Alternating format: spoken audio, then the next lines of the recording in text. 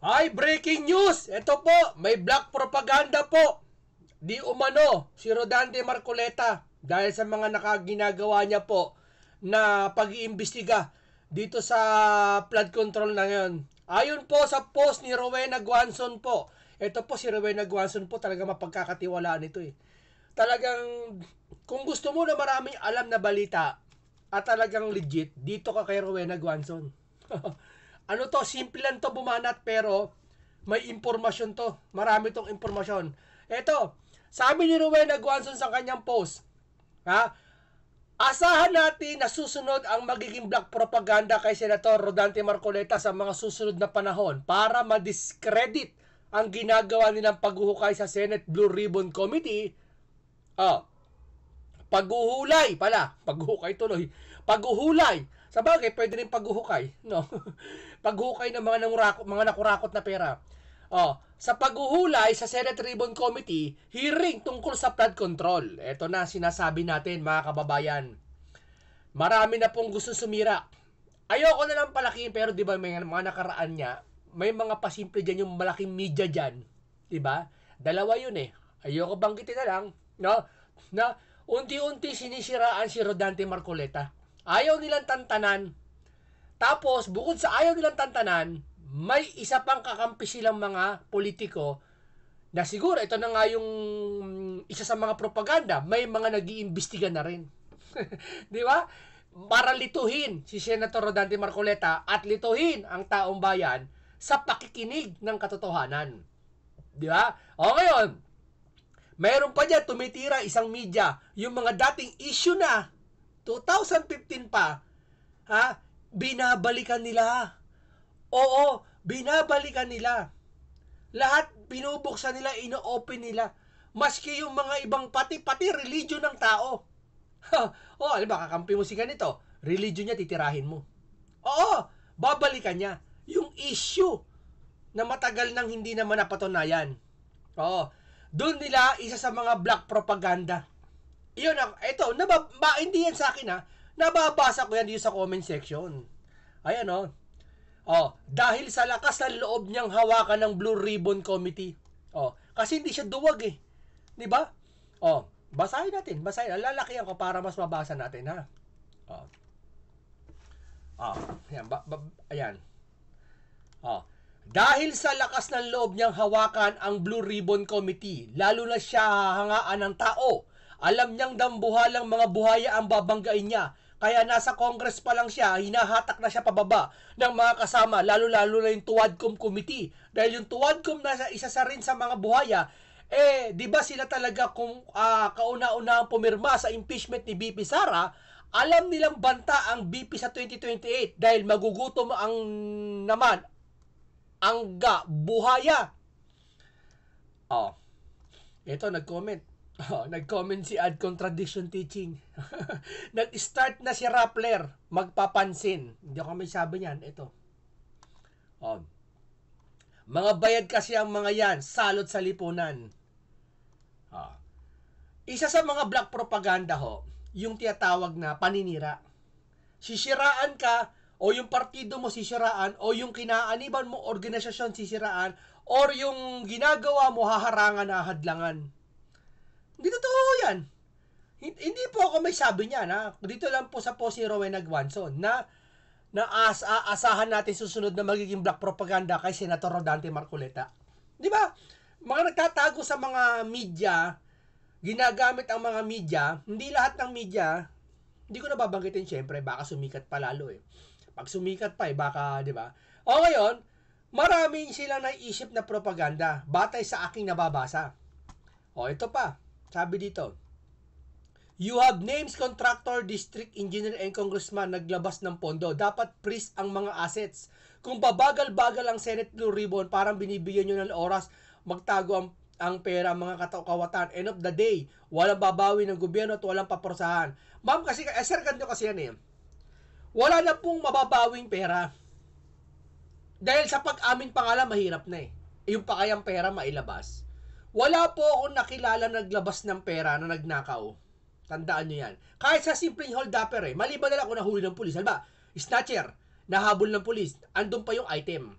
Pero kadalasan, di ba, pag hinahabol ng pulis yung snatcher, nasaan yung item? Wala na, naibenta na, naisanla na, di ba? Yung cellphone na snatch, naisanla na niya. O, di ba? Minsan nakukulong na lang eh. Tapos yung nakulong na snatcher na makakalaya kaya ikatlong araw. Kasi walang complainant, walang complainant, di ba?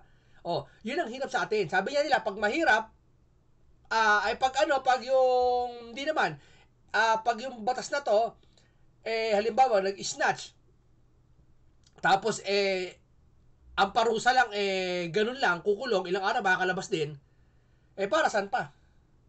Dapat magkaroon ng batas na habang buhay na, hindi na habang buhay, makulong talaga na makulong. O ngayon, eto nga, wala naman nagnakaw, nagsoli ng pera, sir. Kaya eto, sir, kahit anong bagal ng Blue Ribbon, halimbawa, wala tayong magagawa. Ang pinaka-ganti na lang dito, sir, mapanagot na lang, makulong. Yun na lang po ang ganti natin, sir. Kasi hindi po makukuha ang pera talaga, sir, eh. Ikaw, papayag ka? Makukulong ka na, makukuha pa pera mo? Edi ko ako pamilya mo. Di ba? Kaya nga sabi ko siya, walang magsusoli ng pera dyan. Sabihin ko sa inyo. Doon nga lang sa pag-amin, hirap na sila eh. Sa pagsoli pa kaya. Isang bagay na mahirap yun. Saka madami yun. Alam mo, kung 1 bilyon, gano'ng karami 1 bilyon? Punong-puno yung kwarto mo. Kung yung kwarto mo, ganyan ka ba, yung kwarto nyo, isipin nyo, ganun punong-puno yun. Mas puno pa doon, baka buong bahay mo, punong-puno yun. Kung ang 20 billion pag-uusapan, ha? Ganun karaming papel na pera. Paano susoli yun? Kaya, bank to bank ba? Cheque? Hindi natin malabo-labo na yung medyo, pero ayon sa kakayahan ni Rodante Marcoleta, may mga kaparaanan tulad na nga ng pagsasala, yung mga property kukunin. Kung napatunayan, di ba? Hintayin natin sa Lunes, bukas. May pasabog po si Rodante Marcoleta. Ha? Kaya maraming gusto pong sumira kay Marcoleta dahil yung mga kalaban niya may black propaganda. May pasabog kasi sa Lunes. Diba? Hintayin nyo po. Ha? Ito pa sabi. Expected na po yan kasi marami masagasaan ngayon. Pangalan kung ano-ano kaikaikan. Krappler na revisiting ko noon ang issue ng INC decade ago. Wala naman ng effect. Sana'y napapo ang mga INC sa mga tuligsa. 111 years na po going strong pa rin. Yun. Ito pa. Expected na yan demolition job to divert issue. But will trust the deliver Senate Marcoleta ang dadala yan sa mangkritik, matras yan at pinanindigan kaya binoto namin. Patuloy natin suportahan ang kabayan Marcoleta. Binabalik nga nila ang old issue sa INC. Yes. Sila may comment dito, hindi ako ha. Iisang mga punto nila, iisang mga tono nila. Ha? Sa post ni Rowena Guanzon, eto idol talaga si Ma'am Rowena. Isang shoutout naman dyan. Di ba? Lagi ako kumukuha ng impormasyon sa'yo. Hindi kasi ito si Ma'am Rowena Guanzon. Alam mo, tingin ko sa Ma'am Rowena. Ako, suggestion ko lang sa Ma'am Rowena. Sa 2028, mag-senador ka. Mag-senador ka, Ma'am Rowena. Hindi, ito kasi to eh. Talagang mahusay itong dating, mayor yata ng probinsya to eh. Binalik nga nila mga old issues sa INC, alam na this. Wag magreklamo, new normal daw ito, sabi ni Idol. Isama natin palagi sa dasal si Marcoleta. They are not targeting Senator Marcoleta, but the whole INC, alam nila yung kahinaan niya. Tignan nyo mga post-rappler. Hindi ako nagpo-post. Hindi ako, kaya may si Rowena to, ayan Rowena Guanzon. Post ni Rowena Guanzon. Ayan kita nyo naman. Ito pa. Mas madami ang paid troll sa paid vloggers. Tama yun. Attack dogs kung sino pa matino, sila pa sisirain. Alam nyo kung bakit kasi, bakit sinisiraan si Rodante Marcoleta? Bukod sa magaling, matapang, at talagang hindi ka tatantanan nito. Totoo. Eto, painggan nyo to. May pasabog kasi sa Lunes eh. Siguro kaya sinisiraan para mapanghinaan ng loob, madistract, o hindi na pumunta sa Senate, o ano ba, pero hindi mangyayari yon. Ito. May inienda ba kayo? May inienda ba kayo? Si Senate President! Marami bang bagong madidiscover na naman? May inienda ba kayo? Kinakailangan kasi dumating yung mga pinatawag, yung kasi mga iba wala. Maghintay kayo. Wala bang sagot na darating sila o nagde-decline? Hindi, ipa-arresto na raw eh. So ito ay invitation. Hindi na, subpoena na ito. Oo nga, no? Subpoena na. Ang subpoena ay hindi mo pwede i-decline. Tama ba, Sen? Wala sila kung darating sila o hindi. Nako. Basta ako na magsasabi, Nelson, may pasabog sa Lunes. May pasabog? May pasabog. Dito sila ngayon, nakaraang linggo pa, o 2 linggo, may pasabog na sa Lunes. Kaya siguro, nagpo si Ma'am Rowena, may propaganda. Kasi hindi naman naramdaman ni si Ma'am Rowena po, marami pong source yan. Hindi lang basta niya naramdaman yan, na napag-alaman yan. Malamang alam din ng team ni Senator Marcoleta yan. Ako nga lang, kami alam mga vlogger, alam namin eh. Hindi naman kami nalabas minsan diyang ng issue, dun lang kami. Pero nalalaman namin bakit. Batay sa mga comment, sa mga balita, nagsama-sama. Iisa mga tono, iisa mga pamagat, iisa mga batikos. So, ano ibig sabihin nun? Ibig sabihin, nagkataon lang ba to? Biruin mo sa mga masasamang ugali nila. Alam nila ang pag-iimbestiga para sa ikabubuti ng Pilipinas, hindi lang ng mga tao na nakatira sa Pilipinas. Pero ano ginagawa nila? For distraction. Ibig sabihin, pumapayag sila sa sarili nila na si Senator Marcoleta ay madistract dun sa bagay na ikabubuti ng bansa. Meaning, yung pinaka-pinuno ng yung distraction na yon, wala ko binabanggit ayaw ng tagumpay. Ayaw ng kasaganahan. Ayaw ng kaluwalhatian ng bansa. Ayaw ng tagumpay. So, sino ba sa kakilala mo sa Biblia na ayaw ng ikabubuti ng isang tao at isang lugar? Sino sa Biblia, sagutin nyo? Kasi ang Panginoon, ang gusto ng Panginoon, ay mapabuti lahat. Sino lang ba ang ayaw kaisa-isa? Yung sinabi ni Kristo sa Juan 10:40, kayong mga ang mangjablo. Ang gusto niya puro kasinungalingan. Ayaw niya ng kapayapaan. Di ba? Totoo. Kasi kung halimbawa, kung wala man di-distract, ba't mo dinidistract to? Alam mong ikabubuti? I-distract mo? So, ibig sabihin, sangkot ka. Naalala ko yung isang quotes ng Muslim napakaganda nun na sabi niya kung ang isang bagay ay hindi mo sinisita na alam mong mali, kung ang isang bagay na hindi mo sinisita na alam mong mali, darating ng araw, isa ka na rin sa gumagawa nun. Labas kami dyan, pati nila Senator Marcoleta, sinasaway niya, iniimbestigahan niya Pero sila kinakampihan pa, hindi lang nila masita. Kasi, paano hindi kinakampihan? Bakit nyo i-distract si Senator Marcoleta? Di ba ganun yun? Totoo. Marami silang iisa tono, iisa pamagat nila.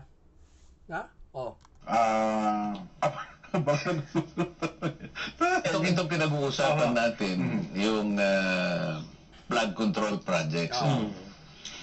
Pero yan lang ang nagsisilbing pinakamukha ngayon ng corruption. Kasi nakita nila yung lawak, nakita nila yung magnitude, yung lalim, yung dami ng participants at yung pamamaraan kung paano ginagawa, katapos-tapusan talaga, lugi ang taong bayan.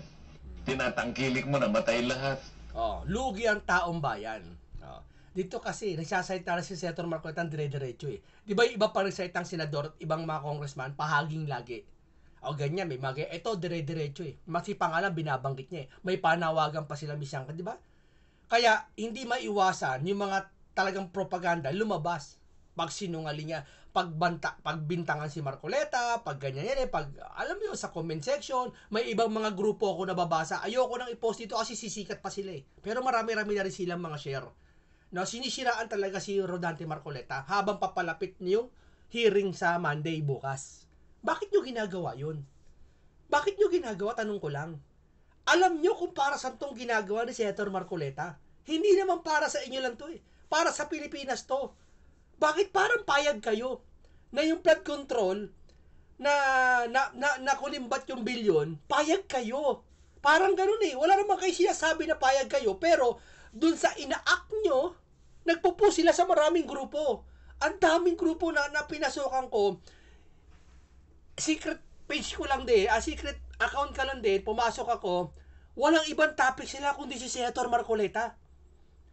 Oo, pero tignan mo yung mga account nila, puro hindi kilalang tao. Puro mga konti lang ang friend, walang muka. Pero iba may mga muka kasi siyempre siguro nakikisakay na rin na ayaw nila kay Marcoleta. Yung ibang natatrabaho pa doon sa media, isang media na kilala. Hindi totoo, napasukan ko yung grupo na yon. Ayoko lang i-post ito, baka sumikat pa sila eh. Mas lalo sila marunong baka makapaniwala pa sila ng mga inosenteng tao eh. Ang sasama na siya sabi nila eh. Okay, Marcoleta. Dinadamay pa yung mga ibang ni Marcoleta eh. Oo. Siyempre, black propaganda. Bakit yung ginagawa yan? Samantalang dati hindi nila ginagawa yan. Nagbo-blue ribbon committee, hindi magbo-blue ribbon pa lang, hindi. Yung kasagsagan na mag-imbestiga, first na speech ni Marcoleta sa itong flood control, doon na sila nagsimula kasi alam nila itong second sa Lunes eh. Doon na sila nagsimula kung ano mga sinasabi.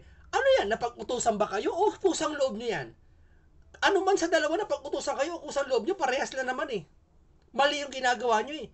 Imagine, para sa ikabubuti ng bayan, kokontrahin nyo at anong klase? Black propaganda.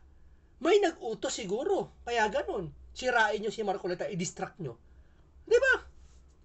Oh. Isip-isipin mo, ililikas mo yung buong pamilya mo. Opo. Pagkatapos lahat ng ari-arian mo, kung hindi man lahat ay nasira, pananim mo nasira, pati hayop na tinatangkilik mo, namatay lahat. Talaga mapapaluha kayo. Ilang beses ko ba sabihin sa inyo na nung kami ay nasa probinsya pa, na ako'y nasa elementary pa, bagong tanim. Kuminsan naman ay halos magbubunga na yung aming palay. Bigla naman darating itong baha na ito. Naku, maluluha kayo talaga. Makikita mo, pag naiisip ko yun, alam mo, naalala ko yung tatay ko, yung hirap niya. Pagkatapos nakita mo, nandun na lang siya doon sa kanyang tumba-tumba. Meron siyang maliit na tumba-tumba eh. Yun ang pinakakawawang nakikita ko. Yun ang nakalagayan na pag tinignan ko ang tatay ko. Alam ko eh. Alam ko eh. Talagang, yun ang simula na naman ang paghihirap na. Yung buntis na yung palay mo, ilang linggo lang aanihin na, no? Paano yun? Yun na lang inihintay mo na makarecover yung pagkain ng pamilya niya. Totoo. Yung iba, maring maibenta namin. Ando na lahat eh. Lahat nung ginugol niya, inutang niya lahat. Pagkatapos ngayon, isang araw lang, masisira ang buhay. Okay, yun ang ibig sabihin niya. Kita niyo yung essence ng kwentuhan natin. Ibig sabihin ni Marcoleta nito, grabe dulot ng baha. So, ibig sabihin, yun ang i-resolve niya kasi alam niya yung bata pa siya pag nagbaha, yung tatay niya naghihirap. Lahat sila naghihirap, walang kakainin. Patay ang negosyo. Sila lang yun ha. What if pa kaya yung malalaking negosyante na nakikinabang sa agrikultura natin, sisirain ng baha. Bakit? Dahil sa baha na to, dahil sa mga kurakot na yon. Yun ang nire-resolve ni Marcoleta. Ayaw niya mangyari sa bayan kasi naranasan niya. Gets? So, kung naranasan niya, ayaw niya mangyari sa taong bayan, tapos may mga nakikita na kumukontra kay Marcoleta. Hindi ka nga kumukontra, pero nagkakandak ka ng sariling investigasyon. Eh di para mo na siyang kinokontra. Kung hindi ka man nagkakandak, may mga nagpo-post sa ibang social media account, sinisira ang black propaganda kay Marcoleta. So, ibig sabihin, tutol ka sa ginagawa niyang ikabubuti ng bansa at kapayapaan. Diba? Gets nyo? Bakit tutol ka? Anong mayroon? Diba? Ano? O eto pa. Painggan nyo. Kaya, alam mo si Marcoleta, ano yan eh, seryoso, kahit, ito yung sabi ko sa inyo nakaraan pa, na kahit si Marcoleta kakampi niya, stricto siya pagdating sa trabaho. At ito rin isa sa mga dahilan yung mga salita niya mabibigat. May laman. Ibig sabihin, hindi siya basta-basta madadarag ng sino man. Talagang gagawan talaga ng kasiraan siya. Kasi nga ay gusto ko siguro na masasama magtagumpay sila. Di ba? Eto, painggan nyo. Bakit naman may mga ilang tao na kalaban? Bakit naman may mga ilang tao na kalaban niya, mga dating senador, dalawa yata yun eh. Isang senador na lalaki na nakulong, isang senador ang babae na nakulong din, kalaban ni Pangulong Duterte. Bakit? Sila bang nakakaalam kung anong mabuti sa ating bansa? Mas marunong pa ba sila sa presidente ng Pilipinas? Bakit hahatulan mo ang programa ng isang naging Pangulo base sa dami ng namatay na tao? Bakit hindi mo ibase yung programa kung ilang tao ang na-benefit? Ilang milyong tao ang nasave ni Pangulong Duterte laban sa droga? Ilang pamilya ang iniligtas ni Pangulong Duterte laban sa droga? Ilang magulang ang nagkaroon ng kumpiyansa at nawalan ng takot dahil ang mga anak nila ay nalagay sa mabuting kalagayan? Bakit hindi mo doon hatulan ang programa ng war on drugs? Bakit silang magkukonclude? Ang ganda ng sinabi doon. Diba? Ganyan katindi to. Kaya maraming gustong sumira sa kanya. Dahil para magpatuloy yung kalokohan nila. Ito kasi magiging hadlang na tao na to eh. Biyaya to eh. Pansinin nyo, ito lagi ko siya sabi sa inyo, paulit-ulit ko siya sabi. Yung panahon na nakikisama kay Marcoleta. Tamo, may nagbabaha doon kahit di naman nagbabaha. Kusang inahayag na lahat ng proyekto.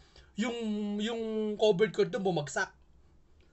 Diba? Yung truck na dumaan lang, bumagsak. Unti-unti nang hinahayag lahat eh. O kahit anong pagkatago nila eh. Kagustuhan ng panahon yun. Pansinin nyo, balita mo, lahat bagsakan. May rock bagsak sa rock. May polling, lahat. Bakit ngayon nagbagsakan kung kaya nag-iimbestiga si Marcoleta? Inihahayag na po lahat. Siguro sinadya ng Panginoon yan. Alam ni Marcoleta gagawin na dyan. Nakikisama na. Mararamdaman nyo ang kapangyarihan ng Panginoon Diyos na ginagabayan si Senator Marcoleta. Yan ang akin ha. Oh. Kaya tingnan mo to. Bakit kayo yung mga salitaan niya? Di ba? Niwala ka pa dyan? O ito, tingnan mo ha. Si Senator Bato naman to pag-usapatin. Naintindihan ko, Mr. Chair, dahil tingin ko, Bisaya ito, hirap mag-express ng sarili niya in Tagalog. Kaya, I would rather advise him na uminom ka ng tubig, mag-inhale ka, relax ka, at ang pagsalita mo, huwag mo masyadong bilisin. Naintindihan kita, parang tayo Bisaya. May difficulty in expressing yourself ka. Hindi ko kinakampihan, Mr. Chair, ha? Ang sinasabi niya, meron siyang 40 billion pesos. 40 billion. NFCC. 40 billion ang sinasabi niya. NFCC, Mr. Chair. Kaya nga, 40 billion pesos. Yes, Mr. Chair. Oo. Ay, iniwala ka, Mr. Senator? Ano yung NFTC, Mr. NFC, hindi alam ni Senator Bato. Ha? Pero alam ni Marcoleta. Dapat alam mo yan, Senator Bato. Sabi ko sa inyo, ibang may alam. Hindi ko... Net Financial Contracting Capacity. Oh, ang galing, di ba? Ang galing, di ba? Lahat alam niya. Totoo, tinoon na, bay. Ha? Yeah. May 40 billion ka. Yes. Nakadeposito sa bangko na. Unsa man? Ay, Paano? hindi. Yung NFCC kinuha sa... Ano yan? Yen o pesos? Asset yan. Kasi yung NFCC, kinukompute ng times 15 yon, Mr. Chair. Halimbawa, may 1 billion ka sa bangko. Pwede ka sa 15 billion. So, halimbawa, may pera ka sa bangko na 2 billion, ibig sabihin, pwede ka sa 30 billion. Yan ang computation. Kaya tayo yung pera natin, kasama ng mga assets, more than 2 billion. Kaya, i-multiply natin ng 15, abot ng 40 billion. Kaya kami munta at hanggang 40 billion. Mr. Chairman, Mr. Galante, ito tinitignan. Grabe dami ng pera. Langya. Ano yung 2015 na QM Builders Incorporated? 15 Ship in. Po, lahat ay lahat ng gustong examine nito ay malaya po silang i-examine nila po itong dokumentong ito. Wala po ritong naka-include alinman doon sa 4 na impeachment complaints. Ito po, hawak ko po yung kopya. Bakit wala man lang isang pumunta sa akin? Tingnan ko nga. Wala. Alam nila talaga hindi na-include eh.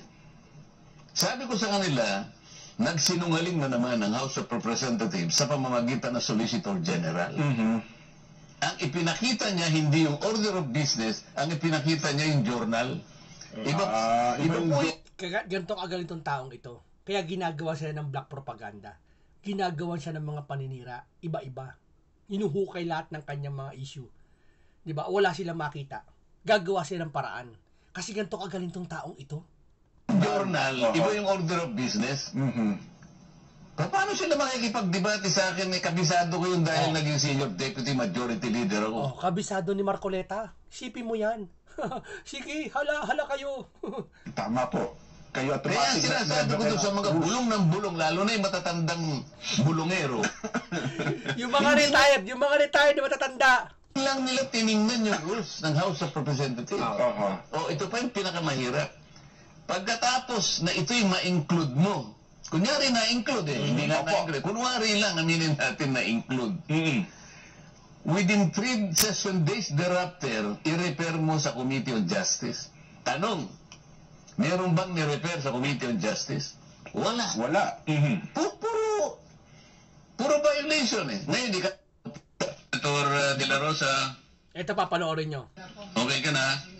And then now, I will call... pwede ba? I'm not yet through, Mr. Chair. Only one question. Siya muna na po. Nasa akin pa yung floor, Mr. Chair. Paano mo nalaman sa iyo pa ang floor? Panay sila singit ng singit eh. Pinasisingit mo kasi. Huwag ka na magpasingit. You continue. Okay, thank you, Mr. Chair. Kita mo? Di ba? Senador ng mga senador. Di ba? Maigpit to. Hindi to pagbibigay kahit kaibigan kanya. Pag nasa session tayo, seryoso tayo. Okay, Mr. Secretary. Once proven that these are... O ito, pag tawanan. Kaya ginagawa ng propaganda ng mga kalaban. 'Di ba? Narinig nyo lahat yung SS natin? Ipanalangin natin si Senator Rodante Marcoleta na galingan, ingatan siya, kalusugan niya, buhay at lakas niya, bigyan ng Panginoon ng kapangyarihan siya upang magtulungan tayo sa kanya. Suportahan natin si Sir Rodante Marcoleta sa ginagawa niyang pag-iimbestiga. Hindi lang para sa atin to, ibigay natin, regalo natin sa taong bayan yung ginagawa niya, no? Bilang pagsuporta natin sa kanya, no? Ganoon lang po. Maraming salamat po sa inyong lahat.